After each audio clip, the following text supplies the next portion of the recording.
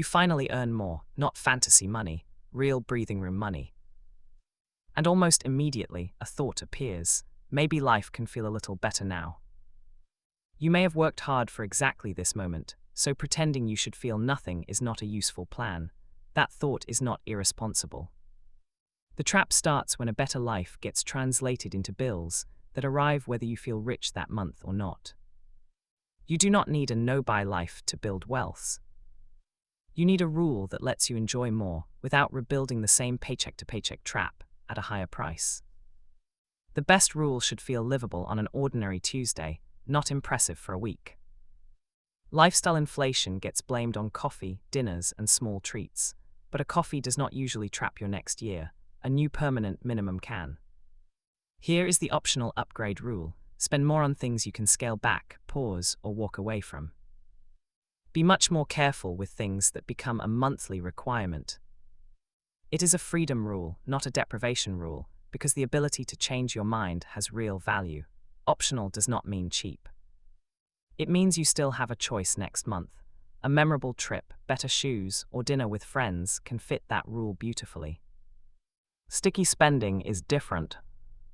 Higher rent, a larger loan, financed furniture, insurance upgrades, and memberships can turn a good month into a new baseline you have to defend.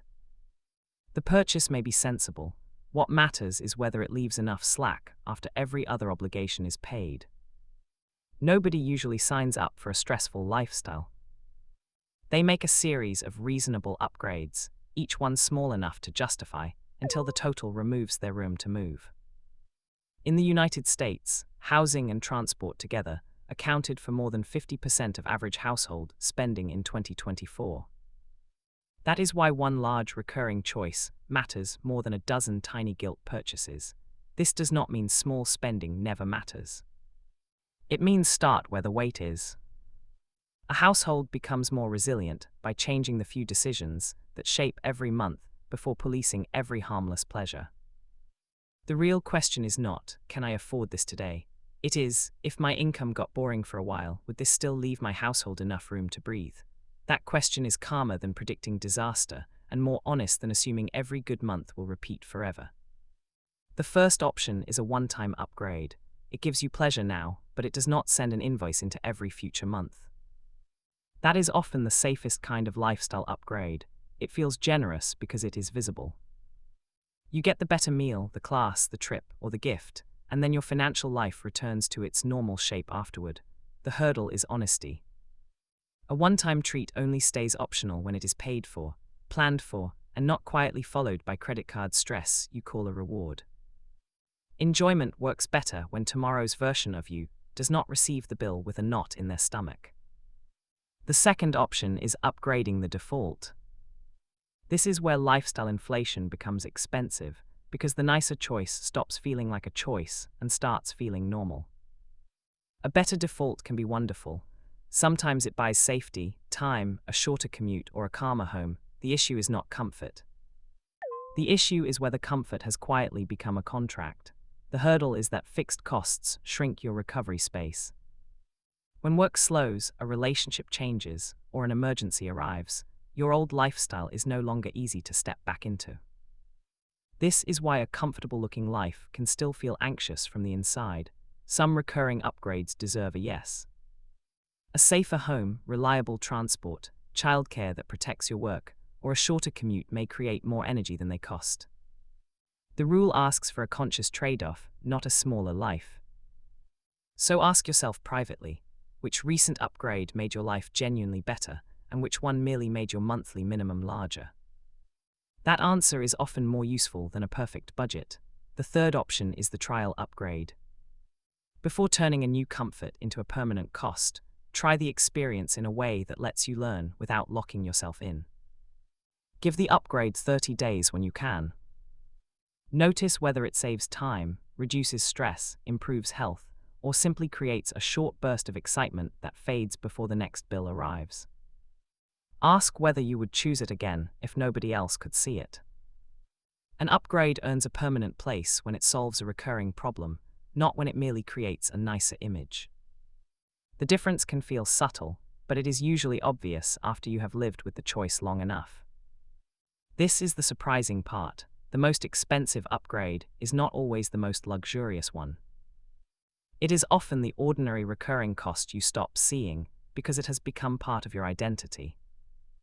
That is why people can feel guilty about a meal out while ignoring a contract that quietly shapes every decision. The rule changes shape across households. A renter may protect flexibility around rent. An owner may protect room for repairs. A family may protect space for care, school costs, and tired months. Higher income deserves to improve your life. It is just not a guarantee that every new obligation will stay comfortable forever. Income can pause, a fixed bill keeps its appointment. The gap between those two facts is where financial stress tends to return. That is why savings comes before the upgrade, not after it. Automatic transfers can protect the part of a raise meant for future resilience before the new spending learns to claim it. You do not need to automate a huge amount. You need the future version of the plan to exist before the new default does. When more money arrives, give it jobs before it gets a personality. One part can strengthen your buffer, one part can support a future goal, and one part can make today feel better without becoming tomorrow's obligation. Try a better sequence. Protect your buffer, choose one upgrade you genuinely value, then review the new default before adding another. The point is progress with a handrail. This rule also protects you from the no-spend backlash. If every raise goes into restriction, eventually spending feels like rebellion. A planned optional upgrade gives enjoyment a legitimate place. Before any upgrade, run one question. If I needed to cut this quickly, could I? If the answer is yes, it is more likely an optional upgrade.